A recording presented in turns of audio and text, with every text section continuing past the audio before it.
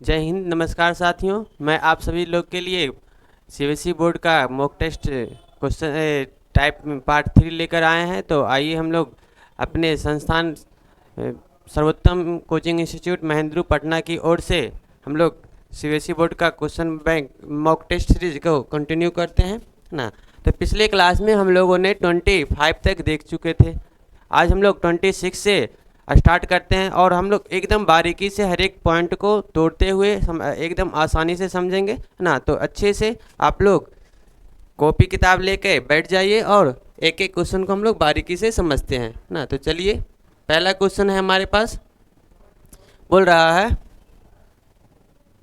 देखिए, from the pair of linear equation है ना, from the pair of linear equation in the problem and find its solution if exist, यदि exist करता है तब इसका सॉल्यूशन निकालना है। पेयर ऑफ लीनियर इक्वेशन में अगर इसका सॉल्यूशन एग्जिस्ट कर रहा है तब इसका सॉल्यूशन निकालना, वो भी किस मेथड से, एलिमिनेशन मेथड से निकालना है ना। तो आइए हम लोग क्वेश्चन को समझते हैं। पहले क्या बोल रहा है, if we add one the number numerator and subtract one from the denominator. क्या बोल रहा है, क्वेश्चन आसानी से समझना है कि बोल रहा है कोई फ्रैक्शन है, कोई क्या है, फ्रैक्शन है। मान लिया जाए वो फ्रैक्शन एक्स बाई वाई है। क्या है, एक्स बाई वाई है। क्वेश्चन क्या बोल रहा है कि यदि नोमिनेटर में वन ऐड किया जाए और डिनोमिनेटर में वन क्या किया जाए, सब्ट्रैक्ट किया जाए, तो जो मेरा फ्रैक्शन बनता है ना वो वन हो जाता है। क्या हो जाता है, वन हो जाता है। फिर से समझिएगा क्या बोल रहा है ना, यदि हम किसी फ्रैक्शन के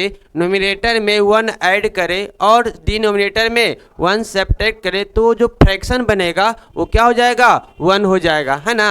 और यदि सिर्फ और सिर्फ क्या बोल रहा है, डिनोमिनेटर में वन ऐड करें तो फ्रैक्शन जो है ना पहले से हाफ हो जाएगा। तो हम लोग क्या करेंगे, मान लेंगे है ना, let numerator x and denominator क्या मान लेंगे, ये वाई मान लेंगे। तो फ्रैक्शन मेरा क्या हो जाएगा, फ्रैक्शन क्या होता है, nominator by denominator, that means क्या, x by by x by by. अब देखिएगा अकॉर्डिंग टू क्वेश्चन, क्वेश्चन क्या बोल रहा है, क्वेश्चन बोल रहा है कि नोमिनेटर में वन ऐड करना है, यानी एक्स ये नोमिनेटर है, इसमें वन ऐड करना है। और फिर क्या बोल रहा है, डिनोमिनेटर में वन सब्ट्रैक्ट करना है। तो डिनोमिनेटर क्या है, बाई है, इसमें क्या करना है, वन सब्ट्रैक्ट करना है। तो ये जो फ्रैक्शन होता है ना वन रिड्यूस हो जाता है, क्या हो जाता है, वन बन जाता है। अब क्या करेंगे, इसे हम क्रॉस मल्टीप्लीकेशन करेंगे है ना। क्रॉस मल्टीप्लीकेशन करेंगे तो क्या होगा, वन से जब x प्लस वन में मल्टीप्लाई करेंगे तो x प्लस वन हो जाएगा इक्वल्स टू, अब क्या होगा, जब बाई माइनस वन को वन से मल्टीप्लाई करेंगे तो बाई माइनस वन हो जाएगा। अब क्या करेंगे, वेरिएबल एक तरफ, कांस्टेंट एक तरफ, वेरिएबल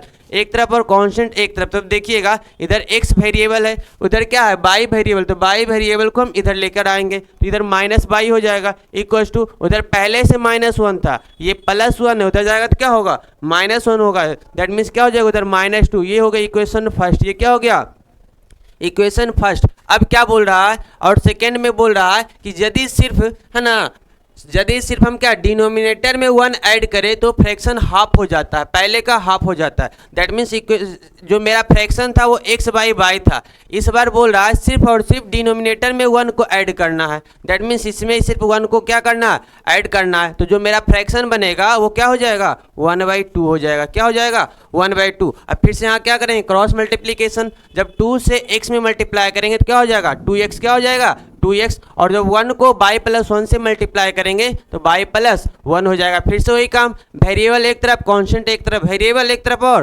कांस्टेंट एक तरफ। तो मेरा क्या हो जाएगा, देखिएगा 2x minus y equal to क्या, वन। ये इक्वेशन हो गया सेकेंड। अब देखिएगा अब क्या बोल रहा है, इस पॉइंट को समझना है जो ब्रैकेट में दिया है, इफ एग्जिस्ट, यदि इसका सॉल्यूशन एग्जिस्ट करता है तब इसका एलिमिनेशन मेथड से हल करना। अब देखिए हम लोग कैसे फाइंड आउट करेंगे कि इसका सॉल्यूशन एग्जिस्ट करता है या नहीं करता है। तो ये सॉल्यूशन एग्जिस्ट कब करेगा, जब a1 by a2 not equal to b1 by b2, तब सॉल्यूशन एग्जिस्ट करेगा है ना। और एक क्या होता है, इसका यूनिक सॉल्यूशन होता है। क्या होता है, यूनिक सॉल्यूशन। क्यों, क्योंकि इसका जब ग्राफ हम ड्रॉ करते हैं तो ये एक पॉइंट पे कट करेगा। तो हमें पता है कि कोई भी लीनियर इक्वेशन में दो लाइन जितने पॉइंट पे कट करेगा उतना सॉल्यूशन होगा। तो इसमें क्या है, एक पॉइंट पे कट करेगा तो क्या होगा, एक सॉल्यूशन होगा। अगर एक से ज़्यादा पॉइंट पे कट करेगा तो सॉल्यूशन में तीन ही टाइप होता है, या तो यूनिक सॉल्यूशन देगा यानी एक पॉइंट पे कट करेगा, या तो इनफाइनाइट सॉल्यूशन देगा यानी सारे पॉइंट एक दूसरे को क्या करेगा, ओवरलैप करके जाएगा, या नो सोल्यूशन देगा, दैट मीन्स दोनों पैरेलल होगा, है ना। तो हम लोग देखेंगे क्या कि ये कैसा देगा। तो देखिएगा हम लोग देखते हैं, अगर a1/a2 करते हैं, देखिए मेरा जो इक्वेशन आया है ना, मेरा इक्वेशन फर्स्ट इक्वेशन क्या आया, x minus by equals to क्या 2, और दूसरा जो इक्वेशन आया वो क्या आया 2x minus by equals to क्या 1। अब देखिए ये यूनिक सोल्यूशन दे रहा है, कैसे, ये a1/a2 करेंगे तो ये जो x का कोफिशिएंट रहता है वो a कहलाता है, जो y का कोफिशिएंट रहता है वो b कहलाता है, जो कांस्टेंट टर्म रहेगा वो c कहलाएगा। अब देखिए यहाँ पर दो इक्वेशन है, इसको बोलेंगे इक्वेशन फर्स्ट, इसको बोलेंगे इक्वेशन सेकेंड। तो इसका a 1 है, इसका b -1 है, और c क्या है 2 है। 2 को हम इधर भी ला सकते हैं तो ये भी इधर आ जाएगा, है ना। और इसका भी a है, तो हम क्या बोलेंगे, फर्स्ट इक्वेशन का a को बोलेंगे a1, सेकेंड इक्वेशन के a को बोलेंगे a2। दैट मीन्स अगर 1/2 बोलते हैं तो इधर क्या होगा -1/-1। देख रहे ये दोनों का क्या है, नॉट इक्वल टू है, यानी a1/a2 not equal to b1/b2। That means ये सोल्यूशन एग्जिस्ट करेगा, है ना, इसका सोल्यूशन एग्जिस्ट करेगा। तब हमें क्या करना है, इसे एलिमिनेशन मेथड से हल करना है। तो देखिए एलिमिनेशन मेथड से क्या करेंगे, दो वेरिएबल में कोई एक वेरिएबल को एलिमिनेट करेंगे, है ना, जो हमें आसान लगे, जो आसानी से एलिमिनेट हो उससे हम क्या करेंगे, एलिमिनेट करेंगे। तो देखिएगा हम इक्वेशन फर्स्ट को अगर सेकेंड में सेपरेट करेंगे तो बाई मेरा आसानी से एलिमिनेट हो जाएगा। तो ये क्या हो जाएगा, ये माइनस और ये प्लस और ये माइनस। हमें पता है कि दो जब अलजेब्रिक इक्वेशन को सब्ट्रैक्ट करते हैं तो नीचे वाले अलजेब्रिक इक्वेशन का साइन चेंज कर जाता है। तो देखिएगा अब ये एक x में अगर -2x को सेपरेट किया जाएगा तो क्या होगा, -x हो जाएगा, और ये मेरा क्या हो जाएगा, कट जाएगा, है ना, क्योंकि ये -y ये +y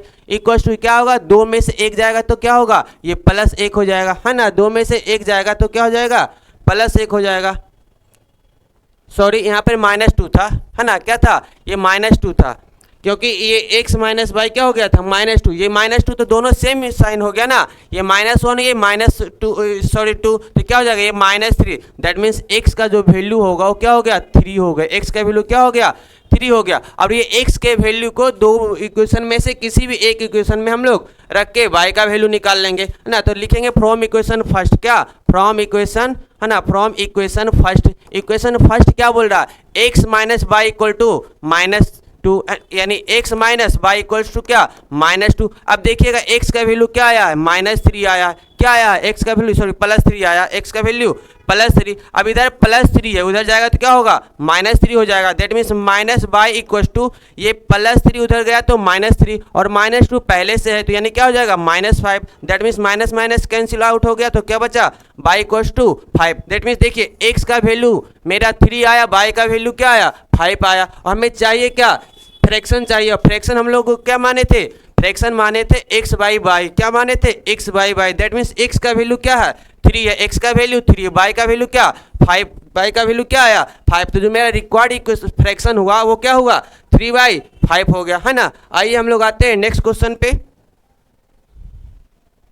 देखिएगा नेक्स्ट क्वेश्चन क्या बोल रहा है ना। अगला क्वेश्चन बोल रहा है, देखिए बहुत ही आसान सा क्वेश्चन है। क्या बोल रहा है, यदि कोसेक थीटा का वैल्यू √10 दे दिया, क्या दिया है, कोसेक थीटा का वैल्यू √10, तो निकालना है ऑल ट्रायगोनोमेट्रिक रेशियोज, इसका जितने भी ट्रायगोनोमेट्रिक रेशियो है वो सबका वैल्यू निकालना है। हमें पता है ट्रायगोनोमेट्रिक रेशियो कितने होते हैं, 6 होते हैं। कहाँ से, sine cos tan cosec cot और सेक, है ना। तो ये सारे का वैल्यू निकालना है, जिसमें से एक का वैल्यू दे दिया। देखिए इसे हम दो तरीके से निकालेंगे और बहुत ही आसानी से।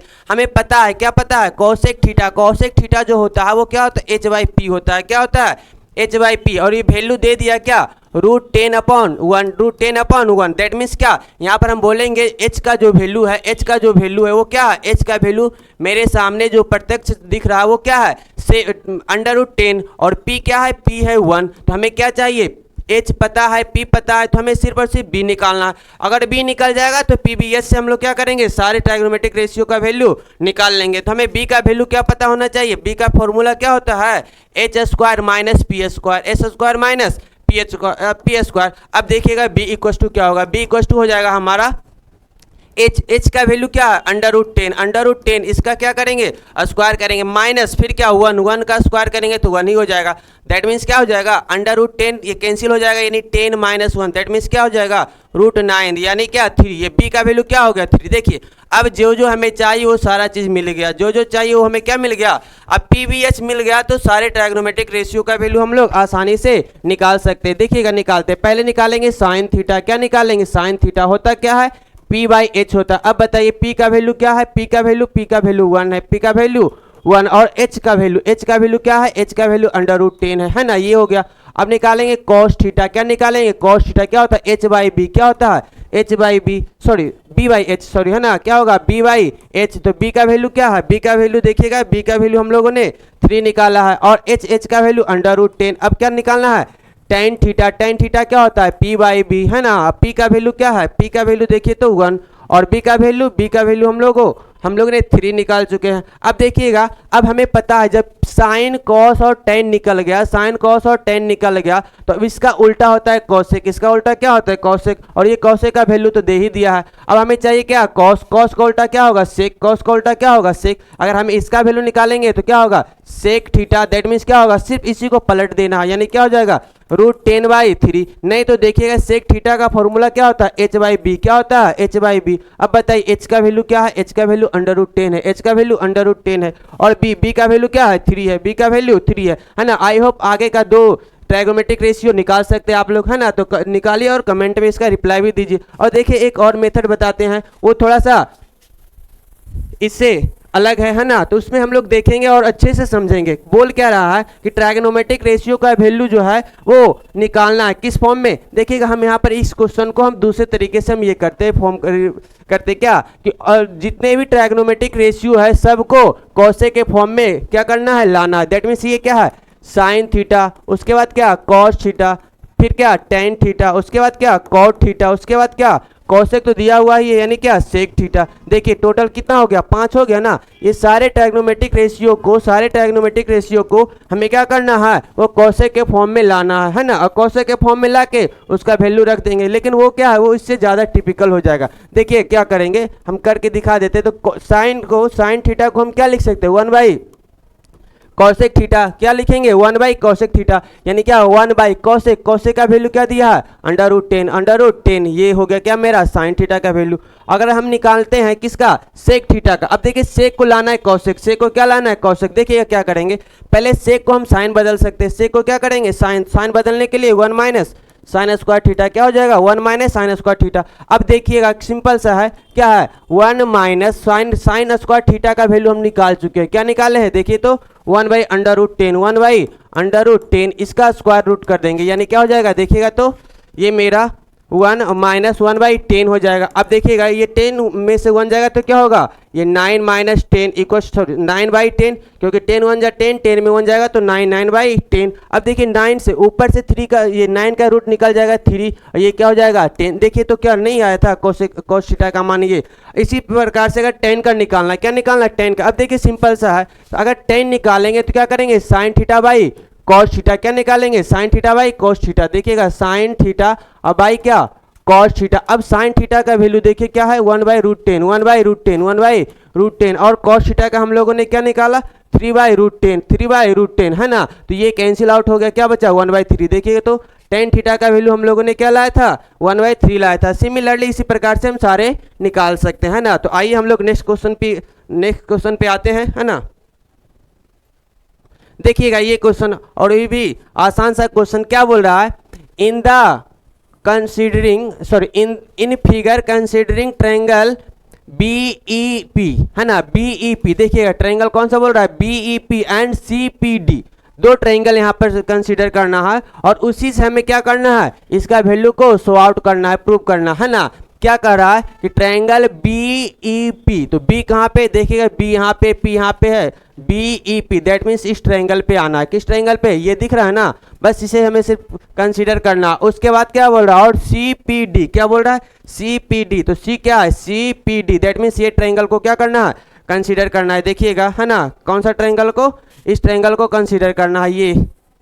ये दोनों ट्रायंगल में, बस ये दोनों ट्रायंगल को अच्छे से समझना है और बहुत ही आसानी से समझ में आएगा। क्या बोल रहा है, ये एंगल भी 90 है, ये एंगल भी 90 है, ये दोनों एंगल क्या है 90 है ना। ये क्वेश्चन में दिया हुआ है, सॉरी क्वेश्चन में देखिए फिगर में दिखा रहा है कि ये जो PE है वो AB पे क्या है परपेंडिकुलर है और PD भी जो है वो क्या AC पे क्या है परपेंडिकुलर है। दैट मीन्स ये क्या हो जाएगा जब ये परपेंडिकुलर, अब देखिएगा ये दोनों ट्रायंगल में हम लोग देखते हैं एंगल E और एंगल D क्या होगा आपस में इक्वल होगा, एंगल E और एंगल D क्या होगा आपस में इक्वल होता है। हम लोग है ना सीधा लिखेंगे फ्रॉम फिगर, या now considering triangle BEP and CPD, तो हम क्या लिखेंगे angle angle E equal to क्या एंगल D। देखिए यहाँ पर पूरा नाम लिखना है, या तो BEP या PED ऐसे करना है, लेकिन हमें क्या करते हैं शॉर्ट में बता रहे हैं ना कि angle E equal to angle D और दोनों क्या होगा ये 90 हो जाएगा। ये इक्वेशन मान लिए फर्स्ट। उसके बाद देखिएगा ये दोनों, अब देखिए ये दो स्ट्रेट लाइन है, क्या है ये जब दो स्ट्रेट लाइन आपस में कट करेगा तो ये आपस अपोजिट एंगल क्या होता है इक्वल होता है, अपोजिट एंगल क्या होगा इक्वल हो, क्या कहलाएगा अपोजिट वर्टेक्स एंगल है ना। अब देखिए क्या बोल रहा है यहाँ पे एंगल P है ना, angle P equal to angle P। अब देखिए इसमें पूरा नाम ही लिख देते हैं ना, क्योंकि इसमें थोड़ा सा कन्फ्यूजन हो जाएगा।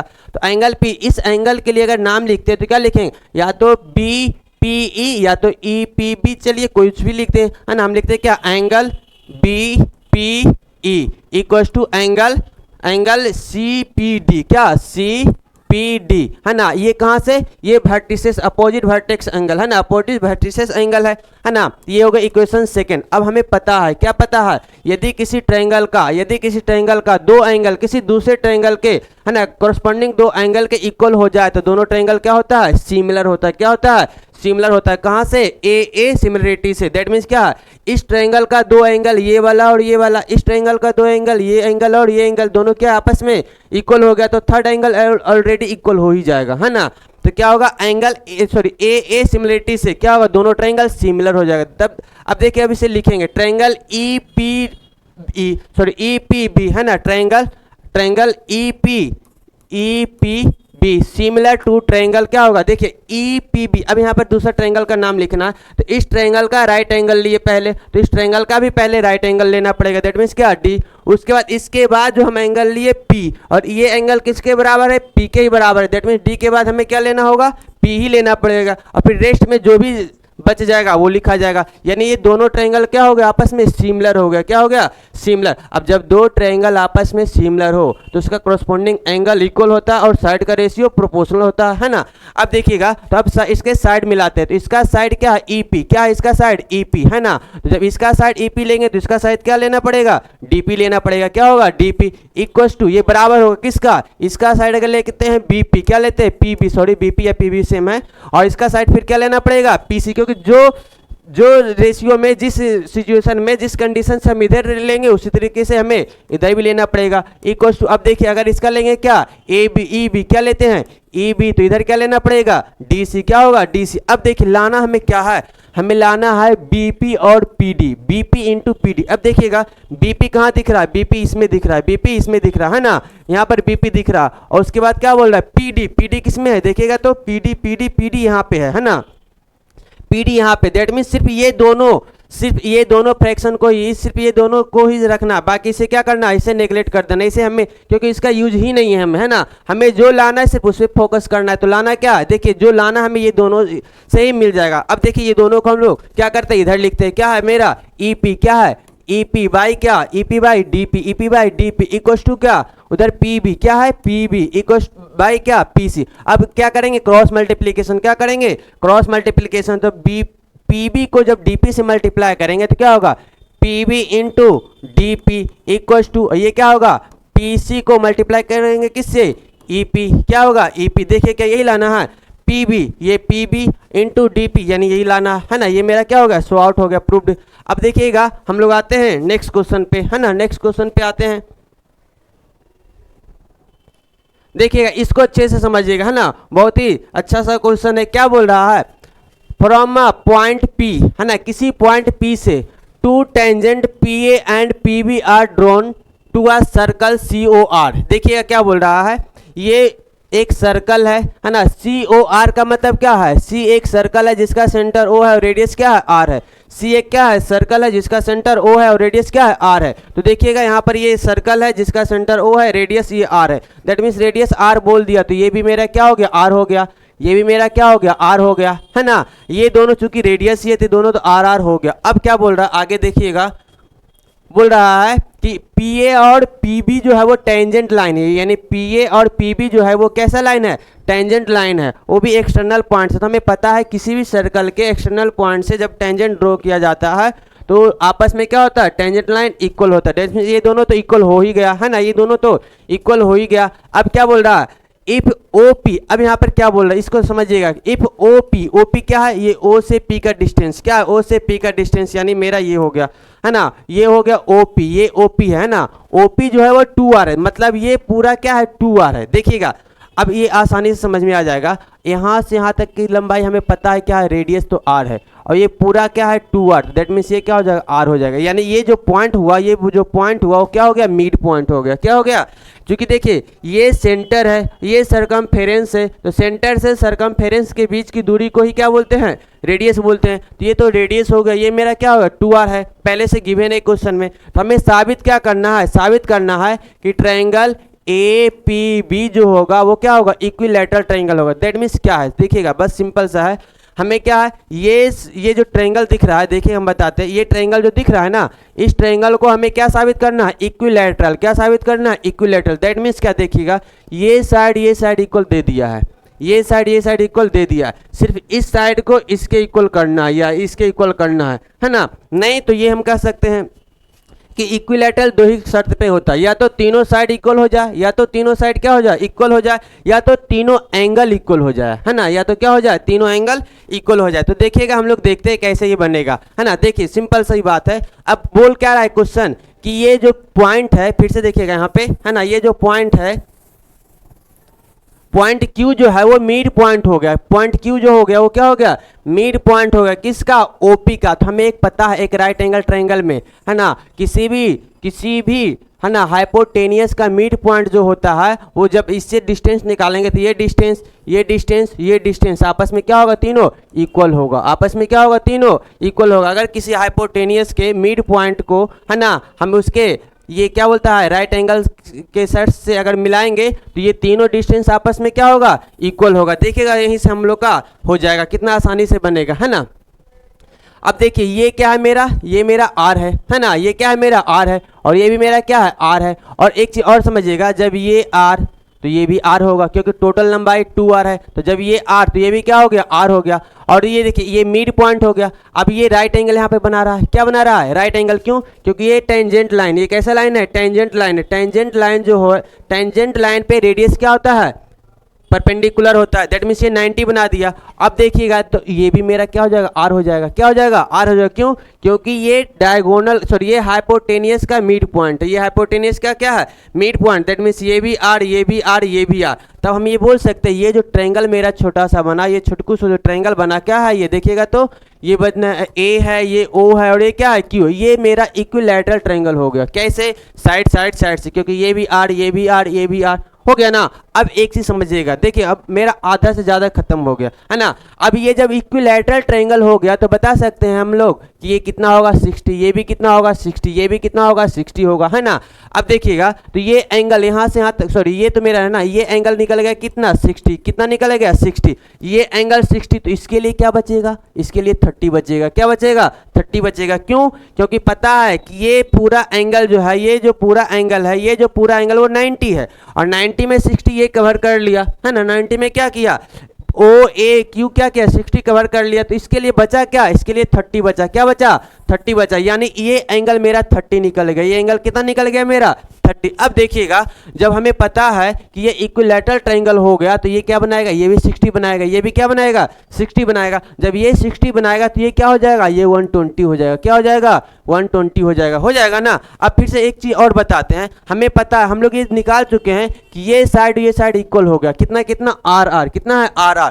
तो जब ये भी आर, ये भी आर, जब दो साइड इक्वल तो उसका दो एंगल भी इक्वल होगा, होगा, और जब दो एंगल इक्वल होगा दैट मीन्स वो क्या हो जाएगा, आइसोसेलेस ट्रायंगल होगा। दैट मीन्स ये 30 तो ये भी क्या हो जाएगा 30 हो जाएगा, क्या हो जाएगा 30। यानी हम लोग अब तक कहाँ तक पहुंच चुके हैं, एंगल APO निकाल चुके हैं, क्या निकाले 30। अब समझिएगा अगर हम इसको इस तरह से ज्वाइन कर देते हैं तो हमें पता है कि ये ट्रायंगल और ये ट्रायंगल क्या होता है, कॉन्ग्रुएंट होता है। ये दोनों ट्रायंगल क्या होता है, कॉन्ग्रुएंट होता है ना। कहाँ से, हम लोग क्लास 10 के सर्कल का थ्योरम में पढ़े हैं, थ्योरम नंबर 2 में हुई है ना, कि जो है टेंजेंट लाइन जो बनता है वो दोनों ट्रायंगल क्या होता है, कॉन्ग्रुएंट होता है। अब देखिएगा जब ये दोनों ट्रायंगल कॉन्ग्रुएंट हो गया तो ये मेरा 30 तो ये भी कितना बनेगा 30 बनेगा, कितना बनेगा 30 बनेगा। अब देखिए कितना आसानी से हो गया मेरा, है ना। अच्छे से समझिएगा, ये हमने ये एंगल निकाल दिया, ये एंगल क्या निकाला 30, और ये भी कहाँ से निकाला, वो कॉन्ग्रुएंट करके ये भी एंगल क्या हो गया 30 हो गया, क्या हो गया 30 हो गया।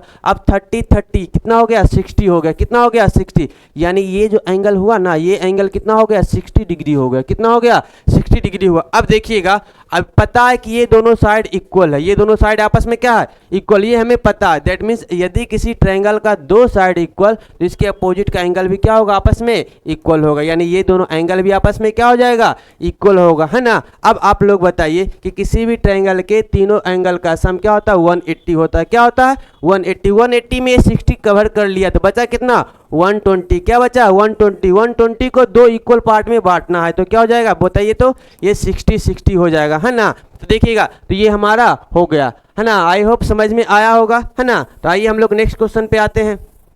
हमें साबित देखिएगा हमें साबित क्या करना था, साबित यही करना था ट्रायंगल APB जो होगा APB ये ट्रायंगल क्या साबित करना था, इक्विलैटरल के लिए देखिए ये हम लोगों ने 60 साबित कर दिया, ये दोनों साइड था तो ये भी क्या हो गया 60 और 60, है ना। तो ये तीनों क्या हो गया, तीनों एंगल आपस में इक्वल तो तीनों साइड भी इक्वल होगा, तो ये ट्रायंगल क्या होगा इक्विलैटरल, है ना। जो लिखे स्टेप बाय स्टेप आप लोग क्या कीजिएगा लिख लीजिएगा, प्रैक्टिस कीजिएगा। आइए हम लोग आते हैं नेक्स्ट क्वेश्चन पे, है ना।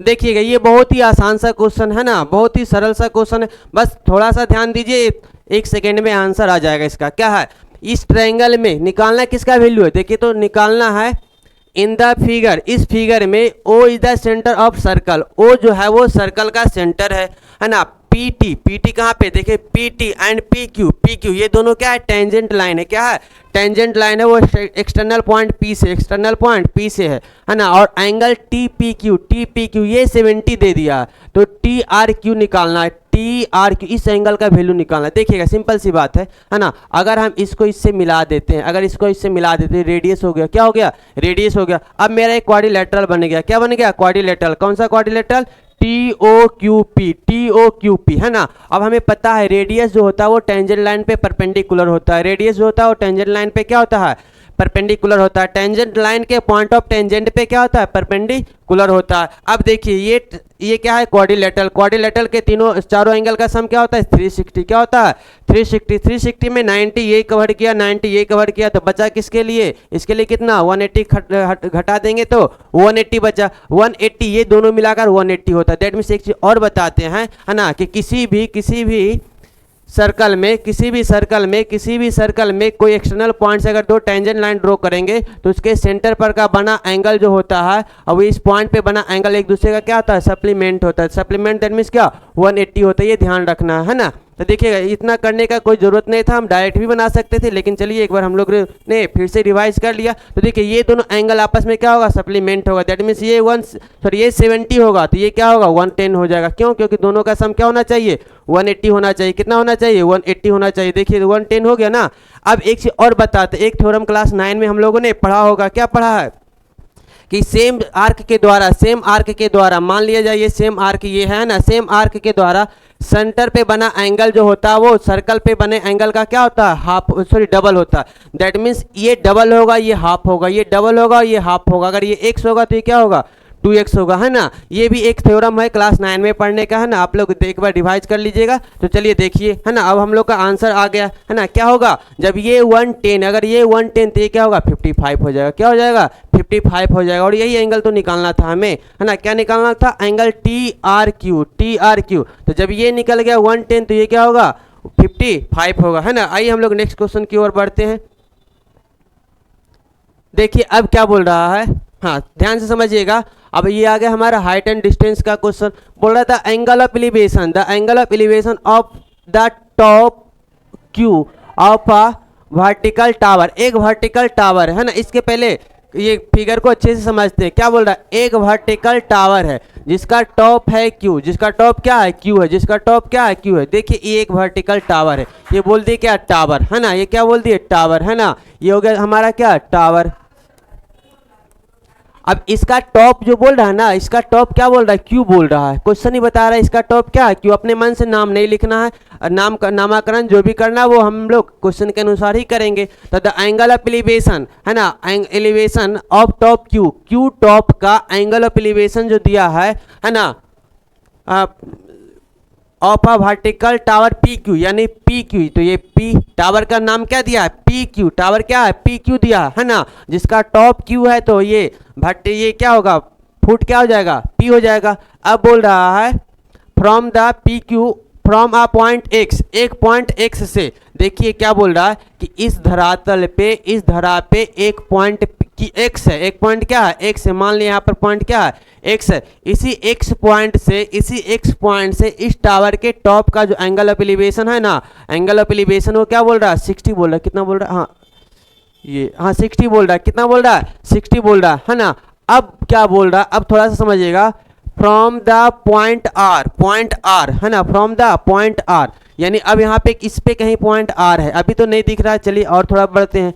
From the point R point से जो कि 40 मीटर है ना, 40 मीटर वर्टिकली एबव एक्स, यानी कि वर्टिकली का मतलब सीधा सीधा ऊपर बोल रहा है, कहाँ से एक्स से हमें 40 मीटर ऊपर जाना है। कितना जाना है 40 मीटर ऊपर जाना, वहीं पे हमें मिलेगा कौन, वहीं पर मिलेगा हमें आर, कौन मिलेगा आर मिलेगा। देखिए यहाँ पे आर मिल गया है ना। अब क्या बोल रहा है कि यहाँ से जो है वो the angle of elevation of top Q, यहाँ से जब इस एंगल को देखते हैं ना तो ये क्या बनाता है 45 बनाता है, क्या बनाता है 45 बनाता है ना, ये बोल रहा है 45 बनाता है। तो find the height of tower P Q, तो ये पी क्यू टावर का हाइट निकालना, पी क्यू टावर का क्या निकालना। देखिए ये मेरा फिगर हो गया। अब देखिए अच्छे से समझते, क्वेश्चन क्या बोल रहा है कि इस टावर का ऊंचाई निकालना, टावर का ऊंचाई मान लेते, टावर की ऊंचाई h है, क्या मान लिए, मान ली इस टावर की ऊंचाई जो है ना बच्चों, इस टावर की ऊंचाई क्या है h है, तो इस टावर की ऊंचाई हम लोग मान ले क्या h हो गया, ठीक है। अब देखिए समझिएगा ध्यान से। अब एक चीज बताइए, जब ये 40 है तो इसको हम कुछ लिख देते, आर है ना, तो पी क्यू आर यहाँ पर एस लिख देते, क्या लिख देते एस लिख सकते। अब देखिएगा अगर अगर अगर अगर ये है ना एक्स आर जो है या आर एक्स 40 है तो एस भी क्या होगा 40 होगा, क्यों, क्योंकि दोनों क्या है सेम डिस्टेंस होगा, क्योंकि दोनों परपेंडिकुलर है, ये दोनों भी क्या है परपेंडिकुलर होगा आपस में है ना, या ये दोनों। देखिए अब ये बोल रहा है वर्टिकली अपोजिट, वर्टिकली का मतलब वो सीधा जाना है, टेढ़ा नहीं जाना है। तो ये हमें पता है टावर जब भी जाता है तो हम लोग क्या कंसीडर करते हैं स्ट्रेट लाइन ही कंसीडर करेंगे है ना। जब ये 90 बनाएगा तो ये भी 90 बनाएगा, दैट मीन जब ये 40 तो ये भी क्या हो जाएगा 40 हो जाएगा। अब समझिएगा थोड़ा सा, अगर ये एस पी जो है 40 है तो क्यू एस क्या होगा, तो पूरी लंबाई जो है क्यू से पी की लंबाई एच माने है, क्यू से पी की लंबाई क्या माने है एच माने। जब क्यू से पी की लंबाई एच माने हैं और ये 40 हो गया तो बताइए ये कितना होगा h माइनस 40 हो जाएगा, क्या हो जाएगा h माइनस 40, किसकी लंबाई क्यू एस की लंबाई क्या हो जाएगा 40 हो जाएगा। तो यहाँ पर लिखते हैं है ना, मान लेते हैं लेट है ना height of tower, height of tower है ना, टावर की हाइट क्या मान ली h मान ली है ना। अब देखिए जब टावर की हाइट मान ली तो फ्रॉम फिगर सीधा करेंगे क्या, फ्रॉम फिगर है ना, फ्रॉम फिगर से क्या हो जाएगा मेरा बताइए, तो ये क्यू एस का जो लंबाई होगा बताइएगा, क्यू एस का जो लंबाई होगा मेरा क्या होगा ये h माइनस 40 हो जाएगा। क्यों, क्योंकि देखिए ये पूरा है h, ये है 40, तो इसके लिए क्या बचेगा h माइनस 40। अब आते हैं क्या 9 इन ट्रायंगल। अब देखिए इसमें दो ट्रायंगल है ना, दो ट्रायंगल बन रहा है, इस दोनों ट्रायंगल पे कंसीडर करना। पहले क्या ऊपर वाला ट्रायंगल क्यू आर एस में, फिर कंसीडर करेंगे किस पे क्यू एक्स पी में, ये दोनों ट्रायंगल में हम लोग कंसीडर करते हैं है ना। तो देखिएगा ये उतार लिए होंगे है ना, इसको थोड़ा हम इरेज करते हैं। अब हम लोग आते हैं क्या सीधा क्वेश्चन पे आते हैं, सोल्यूशन पे है ना। 9 इन ट्रायंगल यहाँ पर लिखते हैं क्या 9 इन ट्रायंगल कौन सा बोलिए तो क्यू आर एस। अब बताइएगा थीटा का वैल्यू दे दिया, थीटा का वैल्यू क्या दिया है, थीटा इक्वल टू दे दिया 45 डिग्री, है ना, थीटा क्या है 45। और जब इस एंगल का वैल्यू दे दिया तो इस एंगल के लिए QS जो होगा वो क्या होगा, परपेंडिकुलर होगा, क्योंकि एंगल के सामने का साइड क्या होता है, परपेंडिकुलर होता है ना। तो ये P क्या हो जाएगा मेरा, P क्या हो जाएगा, P इक्वल टू क्या हो जाएगा, इस एंगल के लिए P क्या होगा, QS क्या होगा, QS होगा। और QS क्या है, QS का वैल्यू हम लोग निकाल चुके H-40 ये निकाल चुके। और देखिए नीचे वाला अगर लेते हैं B, तो B क्या हो जाएगा, B हो जाएगा मेरा क्या, RS क्या हो जाएगा, RS। और RS का लंबाई देखिए, जो RS का लंबाई होगा वही क्या होगा, XP का लंबाई होगा। RS का लंबाई जो होगा वही क्या होगा, XP का लंबाई होगा। तो नाउ हम लगाते हैं क्या, tan थीटा। क्यों लगाएंगे tan थीटा, क्योंकि हमें P और B दिया हुआ है, P और B और थीटा है, तो P B थीटा किस में मिलेगा, या तो tan या तो cot में, है ना। तो या तो tan या तो cot, तो हम लोग जनरली tan ही लगाते हैं ना। तो tan थीटा क्या होता है, tan theta P by B होता है। अब देखिएगा tan थीटा, थीटा का मान 45 दिया, थीटा का मान क्या दिया 45 दिया। और इसमें देखिए P क्या मान है, H-40 और B का वैल्यू क्या है, B का वैल्यू मेरा XP। अब देखिए B का वैल्यू हम RS भी लिख सकते हैं, XP भी लिख सकते हैं, है ना, दोनों में से कुछ भी लिखेंगे तो चलेगा। तो हम क्या लिखेंगे, RS हो जाएगा। अब एक चीज और बताते हैं, जब भी 45 एंगल हो tan में, जब भी 45 एंगल हो tan में, है ना, तो वो जो होगा एक वो जो होगा इक्वल आइसोसेलेस ट्रायंगल होगा, आइसोसेलेस राइट एंगल ट्रायंगल होगा। क्यों, क्योंकि अगर 45 हुआ एंगल, दैट मीन्स उसका हाइट और बेस दोनों इक्वल होगा। क्या होगा, हाइट और बेस इक्वल होगा। दैट मीन्स 45 का मान क्या होता है, 1 होता है। tan 45 का मान क्या होता है, 1 होता है। 1 इक्वल टू क्या हो जाएगा बताइए तो, H-40 बाई क्या, RS, H-40 बाई RS। अब अगर हम क्रॉस मल्टीप्लीकेशन करते हैं, क्रॉस मल्टीप्लीकेशन करेंगे तो क्या होगा, ये हो जाएगा RS से क्या होगा, RS देखिएगा यहाँ पे, है ना, अच्छे से देखिएगा, ये RS इक्वल टू, ये RS इक्वल टू क्या होगा, इधर मल्टीप्लाई करेंगे तो H-40 क्या होगा, H-40 हो जाएगा, है ना। ये RS का लंबाई निकल गया। अब एक चीज पता है, जो RS है वही क्या होगा, XP होगा, जो RS है वही क्या होगा, XP होगा। दैट मीन्स ये निकल गया क्या हमारा, देखेगा तो ये RS जो निकला है ना, वो क्या निकला, H-40, क्या निकला, H-40 निकला है। और जब ये H-40 है तो ये भी क्या होगा, H-40 ही होगा। क्यों, क्योंकि RS की लंबाई और XP की लंबाई दोनों क्या है, सेम है। RS की लंबाई और XP की लंबाई दोनों क्या है, सेम है। अब आते हैं नाउ इन ट्रायंगल QXP। अब बड़े वाला ट्रायंगल में आ जाते हैं, किस में आते हैं, बड़े वाले ट्रायंगल में आते हैं ना। इसको हम इरेज करते हैं, आप लोग उतार ही लिए होंगे। चलिए देखिएगा अब क्या बोल रहा है, ध्यान से समझिएगा, है ना। अब बोल रहा है नाउ इन ट्रायंगल QXP, है ना, नाउ इन ट्रायंगल कौन सा, QXP, है ना। अब देखिए थीटा इसमें क्या दिया है, थीटा दिया है 60 डिग्री, है ना। और क्या बोल रहा है, अब इसके लिए P अगर निकालेंगे तो P है H, P क्या है, H है, क्योंकि ये पूरा लंबाई होगा ना P, इसका P H हो गया। और अगर हम B निकालेंगे तो B क्या हो जाएगा, ये H-40 क्या होगा, H-40, है ना। अब निकालेंगे tan 60 का मान क्या होगा, P बाई B हो जाएगा, है ना। और tan 60 का वैल्यू होता क्या है, tan 60 का वैल्यू √3 होता है ना, क्या होता है, √3। अब बताइए P का वैल्यू क्या हो गया, H हो गया, P का वैल्यू H, और B का वैल्यू क्या होगा, H-40 हो जाएगा, H माइनस क्या होगा 40। अब क्रॉस मल्टीप्लीकेशन करेंगे, क्या करेंगे, क्रॉस मल्टीप्लीकेशन करेंगे तो मेरा क्या होगा बताइएगा तो, H को 1 से मल्टीप्लाई करेंगे H होगा, ये क्या होगा, √3 को H से मल्टीप्लाई करेंगे तो √3H हो जाएगा, और क्या माइनस 40 √3 हो जाएगा, है ना, क्योंकि ये इससे भी मल्टीप्लाई होगा और इससे भी मल्टीप्लाई होगा। जब √3 को H से मल्टीप्लाई करेंगे तो √3H हो जाएगा, और जब 40 को √3 से मल्टीप्लाई करेंगे तो 40 माइनस √3 हो जाएगा, है ना। अब क्या करेंगे, वेरिएबल एक तरफ, कांस्टेंट एक तरफ, दैट मीन्स H वाले एक तरफ, बिना H वाले एक तरफ, तो इसको हम इधर लेकर आते हैं, है ना, या नहीं तो ये 40 को इधर लेके आते हैं, है ना। जब 40 को इधर लेके आएंगे तो प्लस 40 √3 हो जाएगा, है ना, प्लस क्या हो जाएगा 40 √3 हो जाएगा, इक्वल टू ये √3H माइनस H हो जाएगा। अब क्या करेंगे, यहाँ से हम H कॉमन ले लेते हैं, यहाँ से क्या करेंगे H कॉमन लेते हैं, तो क्या बचेगा √3 माइनस 1, और इधर क्या है 40 √3, है ना, ये 40 √3। अब हमें H का वैल्यू चाहिए ना, तो H का वैल्यू क्या होगा, ये 40 √3 और बाई क्या √3 माइनस 1। अब देखिए हमारा आंसर निकल गया। लेकिन देखिए कभी भी जब भी ट्रायगोनोमेट्रिक में वैल्यू निकालना है तो नीचे में डिनोमिनेटर में कभी भी इरेशनल नंबर नहीं छोड़ना, है ना, उसे क्या करना है, रेशनल में हमें कन्वर्ट कर देना है, ठीक है।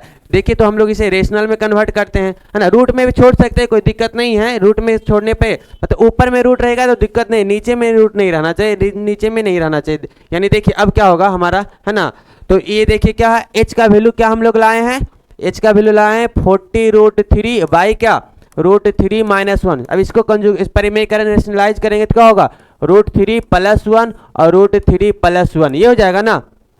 अब h का वैल्यू क्या होगा, देखिएगा ये 40√3 और क्या ये √3 + 1 और नीचे हो गया a + b a - b a - b a + b, तो क्या होगा a², तो √3 का स्क्वायर 3 हो जाएगा, √3 का स्क्वायर 3, अब -b², 1 का स्क्वायर 1 हो जाएगा। अब देखिएगा 3 में 1 जाएगा तो क्या बचेगा 2, 3 में 1 जाएगा तो 2 बचेगा, 2 से काटेंगे तो 20 टाइम में कट जाएगा। दैट मीन्स h का जो वैल्यू होगा ना वो 20√3 और क्या √3 + 1, इसको एक लाइन और बढ़ा देते हैं तो h = क्या होगा 20 को बाहर आने देते हैं, √3 को मल्टीप्लाई कर देते हैं। तो देखिए जब √3 को हम √3 से मल्टीप्लाई करेंगे क्या हो जाएगा 3 हो जाएगा, और √3 को 1 से गुना करेंगे तो क्या हो जाएगा √3 हो जाएगा, यानी इतना मीटर हमारा क्या हो गया आंसर हो गया, है ना। अगर आप लोग चाहेंगे इसको डेसिमल में लाना तो √3 का मान 1732 भी रख के क्या करेंगे मल्टीप्लाई कर सकते हैं। तो आइए हम लोग आते हैं नेक्स्ट क्वेश्चन पे, है ना। अब देखिएगा ये क्वेश्चन है ना बहुत ही आसान सा क्वेश्चन है। फाइंड द वैल्यू, क्या निकालना है, find the value of A and B, A और बी का वैल्यू निकालना है, ए और बी का क्या निकालना है वैल्यू निकालना है ना। सो दैट इस प्रकार कि polynomials p x and q x have x² - x - 12 as a HCF where ये, देखिए सिंपल सा HCF कहते क्या है, HCF क्या है highest common factor, highest common factor कह क्या रहा है, क्वेश्चन क्या कह रहा है देखिएगा अच्छे से समझिएगा। बोल रहा है ना कि px का वैल्यू दे दिया, देखिएगा कितना सिंपल सा क्वेश्चन हो, कितना आसानी से हम लोग इसे सोल्व करते हैं, है ना। px दे दिया, क्या दिया है px देखिएगा तो ये क्या x² - 5x + 4 ये इंटू क्या ये x² + 5x + a ये दे दिया है ना, ये px दिया है और बोल रहा है कि इसका भी HCF ये है, px का भी ये HCF है क्या x² - x - 12, ये जो HCF है ना वो px का भी है और qx का भी है, यानी अगर HCF है दैट मीन्स ये नंबर इसको पूरा डिविजिबल होना चाहिए इससे, है ना। यानी ये जो पॉलिनोमियल है वो क्या करेगा इसको पूरा काट देगा, क्योंकि HCF का मतलब ही होता है क्या कि उस नंबर को काटे, है ना। तो ये क्वेश्चन ही बोल रहा कि ये नंबर ये पॉलिनोमियल जो है इसका HCF है, दैट मीन्स अगर हम इससे इसको डिवाइड करते हैं, अगर इससे इसको हम डिवाइड करते हैं किससे ये x² - x - 12 से, तो ये पूरा कटना चाहिए, पूरा कटना चाहिए, दैट मीन्स क्या इसका रिमाइंडर जो बचेगा वो 0, दैट मीन्स हम अगर बोल दे 15 जो है वो 3 से पूरा कट रहा है, तो 5 बार में पूरा कट रहा है तो रिमाइंडर क्या बचा 0 बचा, दैट मीन्स रिमाइंडर क्या होना चाहिए इसका भी 0 होना चाहिए। अगर डिविजिबल है तो रिमाइंडर क्या होना चाहिए 0 होना चाहिए। अब देखिएगा थोड़ा सा हम इसको क्या करते हैं एक लाइन बढ़ाते हैं, है ना। अगर हम इसको तोड़ेंगे पॉलिनोमियल को तोड़ेंगे, देखिएगा अब इसको तोड़ने का अलग तरीका होता है ना, अब उसको यहाँ पर एक्सप्लेन नहीं करेंगे, थोड़ा अच्छे से समझिएगा। लाना क्या है -5, किस पे जोड़ने पर -5 लाना है और गुना करने पर क्या लाना है 4 लाना है, देखिएगा सिंपल सी बात है। यानी क्या बोला जोड़ने पर लाना है -5 और गुना करने पर लाना है 4, अपने मन से सोचना है ना, थिंक करना है, थिंक विदाउट इंक, है ना, बिना पेन पेपर का सोचो कि जोड़ने पर 5 कैसे आएगा और गुना करने पर 4 कैसे आएगा, बोलेंगे क्या -4 और -1 क्या होगा -4 × -1, देखिएगा आ रहा है क्या, अगर ये दोनों का सम करते तो ये देगा, दोनों का अगर प्रोडक्ट निकालते तो ये देगा, दैट मीन्स ये क्या होगा मेरा फैक्टर इसका -4 और -1 होगा, क्या होगा -4 और -, बस इतना ही करना, उसके बाद सीधा इसका फैक्टर निकल जाएगा। यानी ये जो टूटा ना, ये जो टूटा हमारा क्या टूटा, ये x - 4 और x - 1 पे टूटेगा, आप लोग पूरा करके देख लीजिएगा यही आएगा, है ना। अब देखिए इसको हम लोग तोड़ नहीं सकते, क्यों, क्योंकि यहाँ पर कोई फाइनाइट नंबर तो दिया नहीं है, अननोन नंबर है, तो इसे हम एज इट इज लिखेंगे तो क्या हो जाएगा मेरा x² + 5x + a ये हो जाएगा। अब नीचे देखिएगा फिर से यही काम करेंगे, यहाँ पर भी इसको तोड़ेंगे। अब क्या बोले कि गुना सॉरी माइनस है ना, तो घटाने पर -1 आना चाहिए, गुना करने पर 12 आना चाहिए, तो मेरे माइंड में एक ही आएगा 4 और 3 4 और 3 4 3 12, 4 में 3 जाएगा 1। अब देखिए जो घटाने पे लाना है ना वो माइनस में लाना है, तो माइनस में कब आएगा जब -4 में +3 करेंगे तब -1 आएगा। गुना करने पे देखिए ये 4 में -3 ये दो इसको भी गुना करेंगे तो -12 ही देगा, और इसको भी गुना करेंगे तो -12 ही देगा। अब डिपेंड करता है किस पे, इस पे बीच वाले पे डिपेंड करता है कि लाना माइनस में है या लाना प्लस में, लाना माइनस में दैट मीन्स क्या माइनस वाले को बड़ा रखेंगे। अब जो मेरा ये फैक्टर बनेगा क्या बनेगा x - 4 बनेगा और x + 3 बनेगा, क्या बनेगा x - 4 और x + 3। तो देखिए अब इसका फैक्टर हम डायरेक्ट यहाँ पे क्या लिखेंगे, ये x - 4 और क्या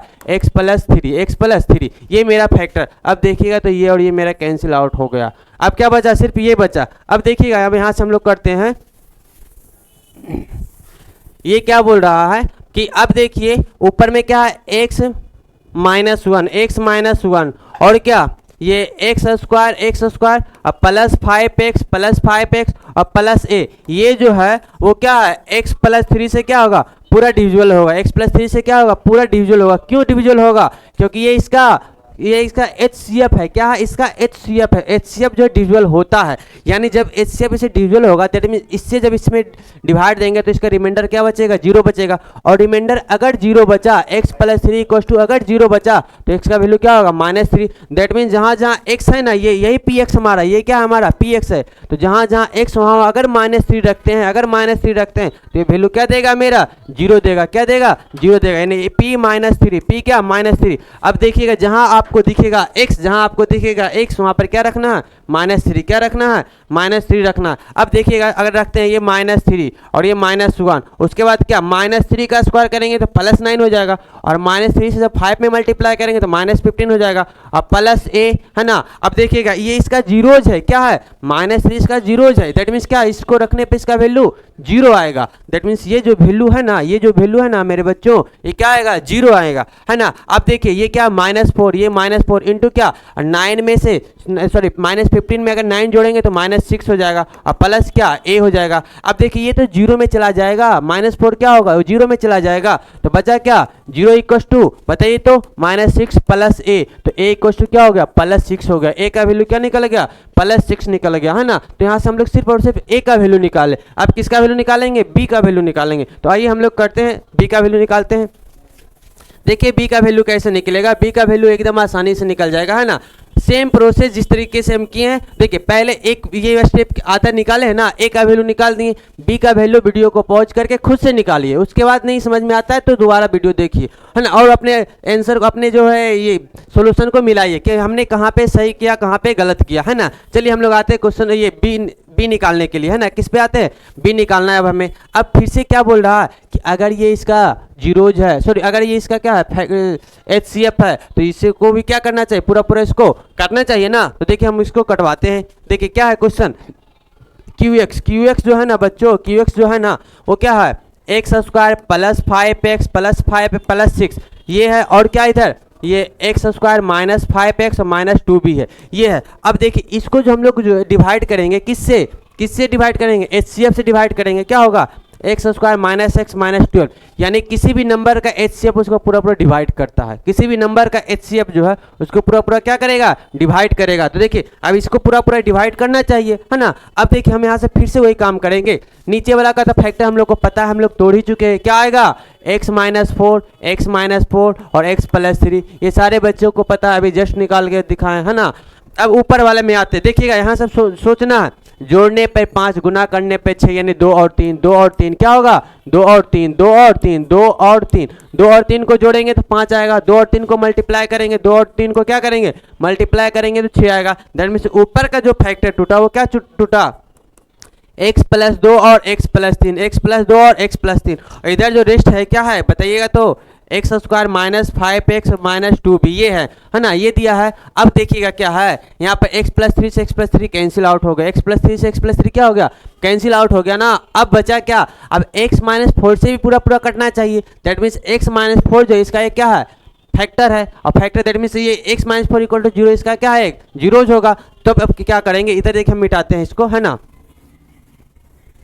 देखिएगा अब आते हैं क्या, ये x -4 यानी x -4 = क्या? 0। तो x = क्या? +4, यानी x बराबर +4 जो होगा ना वो इसका क्या होगा? जीरोज होगा। दैट मीन्स जहाँ जहाँ x वहाँ क्या रखेंगे? अगर +4 रखते हैं तो इसका वैल्यू क्या आना चाहिए? 0 आना चाहिए। तो चलिए देखिएगा x प्लस यानी क्या लिखेंगे? q x, देखिए यहाँ पर लिखते हैं, यानी x बराबर क्या आया? x बराबर 4 है ना। आप लोग क्या है लिखते रहिएगा, क्योंकि है ना मेरा जगह कम के कारण हम लोग इरेज कर देते हैं ना।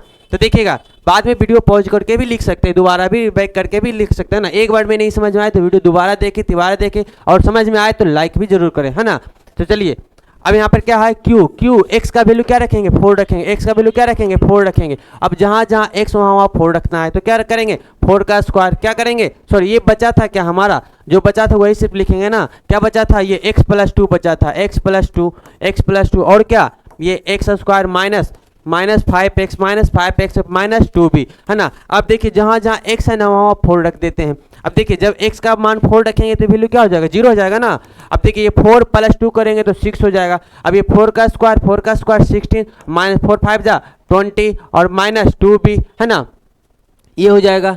अब चलिए देखिए ये हो गया ना। अब क्या करेंगे हम लोग, सिंपल सी बात है। अब तो हम लोगों का आंसर भी आ चुका है ना। देखिए b का वैल्यू क्या आएगा।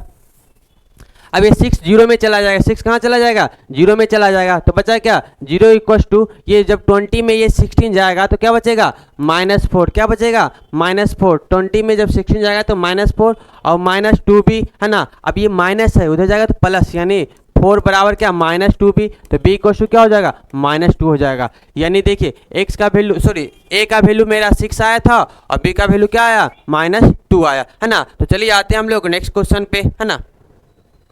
नेक्स्ट एंड ये लास्ट क्वेश्चन देखिए, बहुत ही सिंपल सा क्वेश्चन है और ये बोर्ड एग्जाम में हमेशा आते रहता है। बोर्ड एग्जाम में आने वाला क्वेश्चन है ना, हमेशा जो जनरली बार ये पूछा जाता है। क्या बोल रहा है 2 - √3 जो होगा वो एन इरेशनल नंबर, ये क्या करना है, शो आउट करना है, दिखाना है। देखिए ये इरेशनल नंबर है, ये हमें पता है, लेकिन हमें साबित करना है। देखिए अब तक हमें ये साबित, अगर ये नंबर हमें इरेशनल साबित करना है तो इससे पहले हमें ये कंसीडर करना होगा, ये हम मानकर चलना होगा कि √3 एक इरेशनल नंबर, ये हम लोग जान चुके हैं, ये प्रूव कर चुके हैं। ये कैसा नंबर है, इरेशनल नंबर है। कैसा नंबर है, इरेशनल नंबर। ये हम लोग पहले से क्या प्रूव कर चुके हैं, ये मानते हुए चलना है, तभी हम इसको साबित करेंगे क्या है, ये इरेशनल नंबर है ना। तो चलिए अब ये क्या है, मान लेते हैं इफ पॉसिबल, अगर संभव है तो, है ना। हम लोग क्या करेंगे देखिएगा, इसको मानते हैं, इसको बनाते हैं इफ पॉसिबल यदि संभव है देन लेट, है ना। तब हम लोग माने, क्या माने हैं 2 - √3 एक रेशनल नंबर r है। 2 √3 एक रेशनल नंबर क्या है, r है। मान लिए हम लोग कि चलिए ऐसे तो इरेशनल है, लेकिन हम लोग मान ले क्या कि ये इरेशनल नंबर, रेशनल नंबर। जब रेशनल नंबर है तो ये रेशनल नंबर का ये गुण सारा फॉलो करना चाहिए, है ना। अब क्या करेंगे, चूंकि ये रेशनल नंबर है तो क्या करेंगे, इधर 2 प्लस में उधर जाएगा तो माइनस में, तो क्या बचेगा -√3 = क्या r-2। अब क्या करेंगे, माइनस से दोनों तरफ मल्टीप्लाई कर देंगे तो क्या हो जाएगा √3 = क्या, ये जब मल्टीप्लाई करेंगे तो -r हो जाएगा और +2 हो जाएगा। अब देखिएगा अच्छे से समझिएगा क्या बोल रहा है, ये √3 बराबर क्या आ गया 2 - r आ गया। अब समझिएगा पिछले क्लास में हम लोगों ने डिस्कस किया था, पिछले वीडियो में क्या डिस्कस किए थे, याद है कि रेशनल और रेशनल का रिलेशन, रेशनल और रेशनल का रिलेशन मतलब रिलेशन क्या होगा, या तो प्लस का, या तो माइनस का, या तो मल्टीप्लाई का, या तो डिवाइड का, है ना, ये रिलेशन ना। तो रेशनल और रेशनल का रिलेशन जो होता है वो हमेशा क्या देगा, ऑलवेज रेशनल ही देगा, ऑलवेज क्या देगा, रेशनल ही देगा। अब देखिए 2 रेशनल नंबर है ना, r रेशनल नंबर ही माने हैं, तो रेशनल में जब रेशनल को हम लोग सब्ट्रैक्ट करेंगे तो क्या आएगा, रेशनल आएगा। लेकिन √3 जो है मेरा क्या है, वो इरेशनल नंबर है। अब क्या कभी rational number irrational number equal होगा, क्या नहीं होगा, है ना। इट इज नॉट पॉसिबल, है ना, दिस इज, ये संभव ही नहीं है, विच इज नॉट पॉसिबल। यहाँ पर क्या लाए हैं कि रेशनल और इरेशनल नंबर इक्वल ला दिए हैं, which is not possible, which is not possible, यानी ये कभी संभव ही नहीं है कि रेशनल और इरेशनल क्या हो जाए, इक्वल हो जाए। लेकिन हम लोगों ने इक्वल ला दिए, और इक्वल लाए इसका मतलब है जो हम लोग शुरू में माने थे वही गलत माने हैं, है ना। तब हम बोलेंगे तो हम ये कह सकते हैं we can say 2 - √3 is a not rational number, है ना, this is a irrational number, है ना। तो आज का क्लास हम लोग का यहीं तक रहा, मिलते हैं नेक्स्ट क्लास में, है ना। अगर वीडियो अच्छा लगा तो वीडियो को लाइक कर दे, चैनल को सब्सक्राइब कर दे, और हम लोगों के साथ, हमारी टीम के साथ जुड़ने के लिए, ऑनलाइन जुड़ने के लिए इस चैनल को सब्सक्राइब करें, ऑफलाइन जुड़ने के लिए हमारे मतलब संस्थान के नंबर पे कनेक्ट करें, है ना। हम आप लोगों के साथ सभी माध्यमों से, चाहे ऑनलाइन हो, ऑफलाइन हो, लैंडलाइन, जितने भी मतलब आपसे हमारे बीच का कम्युनिकेशन का जो भी माध्यम है, सारे माध्यमों से हम आपके साथ 24/7 क्या है, अवेलेबल है ना। तो आज तक के लिए थैंक्स।